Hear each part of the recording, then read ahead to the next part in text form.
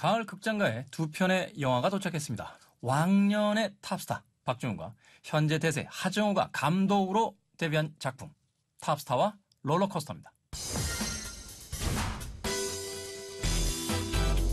너 오늘 타는 거 알잖아요.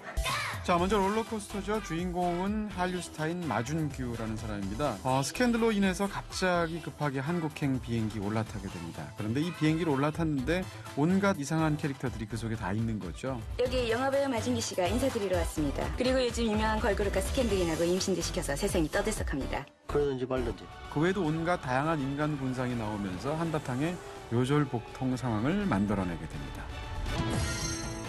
또 한편의 영화 톱스타. 성공을 꿈꾸는 이들이 모이는 연예계에 대한 이야기가 펼쳐집니다. 대한민국 톱스타인 원준의 성실하고 우직한 매니저 태식이 주인공인데요. 이번에 들어가는 드라마에서 민수 역할 네가 해라.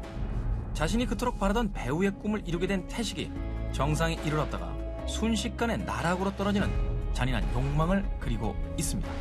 내가 키우던 개가 제주니까 좀 신경 쓰이네. 오늘의 영화는 수다다. 롤러코스터 그리고 탑스타입니다.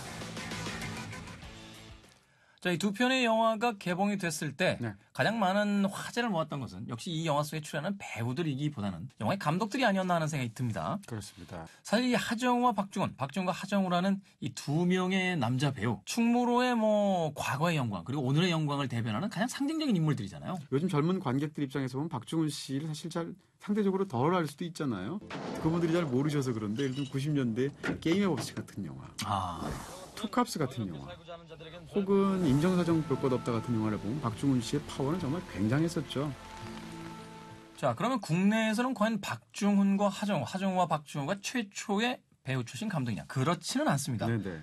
방한진 씨가 오로라 공주로 94만, 또 용의자 X로 155만의 관객을 동원한 감독이었고요. 그렇죠. 또 구혜선 씨가 복숭아 나무, 유지태 씨는 마일 라티마, 그리고 심영래 씨 있었습니다. 디오와 라스트 갓파더까지. 근데 이번에 톱스타와 롤러코스터는 몇 가지씩 공통점이 있긴 합니다. 첫 번째 공통점은 두 사람 다 이 두 영화에 나오질 않아요. 일반적으로 배우들이 감독을 하게 되면 주연을 겸하거나 하다못해 카메오라도 출연하게 되는 경우가 많은데 두 배우는 약속이나 한 듯이 영화 속에서 감독으로만 승부를 건 거지 그 속에 직접 출연하지 않는다 라는 측면에서 상당히 이색적이죠. 어쨌든 이 영화 속에서 배우로서의 박중훈과 하정우의 이미지는 좀 잊어달라. 감독으로서 온전히 평가를 받겠다. 네. 바로 이런 태도가 그 두 편의 영화 속에 담겨져 있는 것이 아닌가. 그러면 이 영화를 한 편 한 편씩 좀 나눠서 이야기를 해보도록 하겠습니다.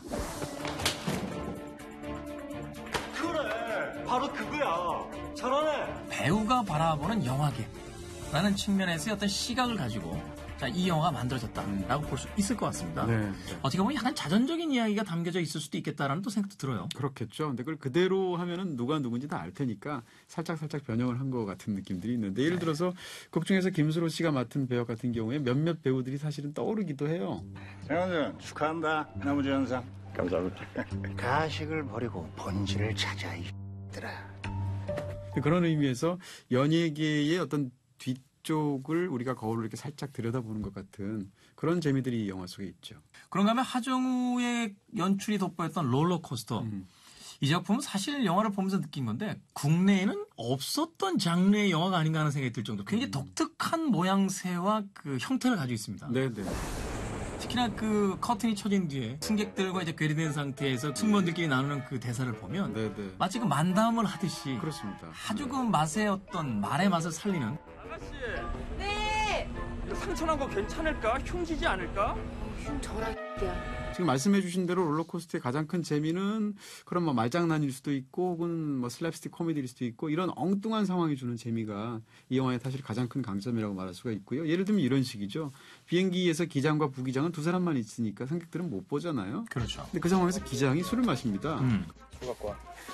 음주운전 괜찮으시겠어요? 그럼 대리 불러주든가. 가는 길에 건물 없어요. 그러니까 대리운전을 할 수 없기 때문에 술을 마셔도 된다. 이런 식의 말도 안 되는 말장난을 하면서 재미있게 만드는 그런 대사들이 영화 속에 빼곡하게 있죠. 자, 그렇다면 이 감독으로 데뷔한 배우들 네.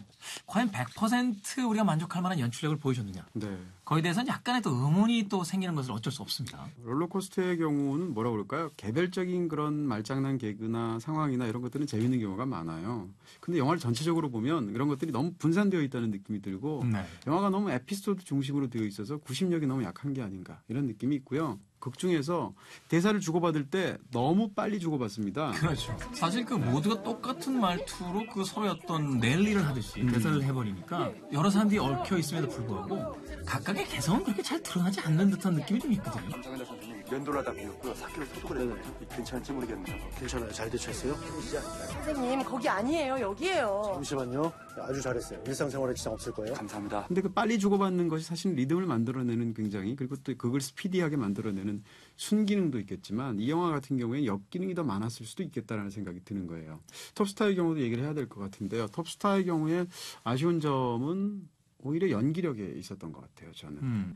예를 들어서 이제 극 중에 감정이 굉장히 강합니다. 그래서 아주 강한 감정을 강렬한 눈빛으로 연기를 해야 되는데 문제는 조역, 단역, 주연 가릴 것 없이 모든 배우들이 그렇다는 거죠. 네가 들어가는 드라마에 좀 끼워 넣어줬으면 해. 뭐 큰 역까지는 바라지도 않고. 단역이 있지만 조 실장 같은 캐릭터 혹은 극 중에 나오는 기자 캐릭터가 있는데 네. 본인의 연기를 굉장히 강하게 표현하는 건 좋지만 전체적인 맥락에서 보면 그 캐릭터를 너무 강조를 하기 때문에 영화 전체적으로 보면 굉장히 이렇게 울퉁불퉁하게 느껴지는 넘친다. 김태식이. 그 다음에 그런 캐릭터를 연기함에 있어서 지나치게 어떤 그 표현법들 같은 것이 너무 단선적이다라는 느낌들이 있어요. 예를 들면 어떤 걸까요? 예를 들면 김수로 씨가 연기하는 캐릭터를 본다면 이래서 인기는 가짜인 거야. 너 어떻게 생각해?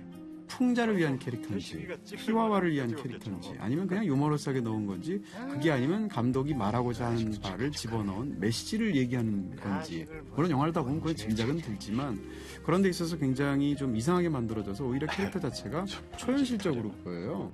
그건 아마도 또 이 감독인 박중훈 씨가 그 배우 출신이다 보니까 각각의 캐릭터에 대해서 결국 미련을 버리지 못했던 것, 모든 캐릭터에 대해서 애정을 갖고 집착했던 것들이 가져온 또 결과가 아닐까 하는 또 생각이 또 드네요. 근데 어쨌건 관객 입장에서는 그런 것들이 굉장히 큰 부담으로 다가오는 그리고 또 오히려 영화 자체를 평면적으로 만드는 그런 부분이 있지 않았을까 싶은 거죠.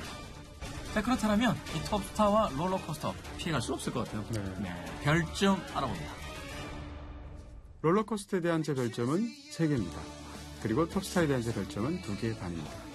자, 영화를 가장 잘 알고 있는 배우들이 만든 두 편의 영화, 오늘 영화는 수다다에서 소개해드렸습니다.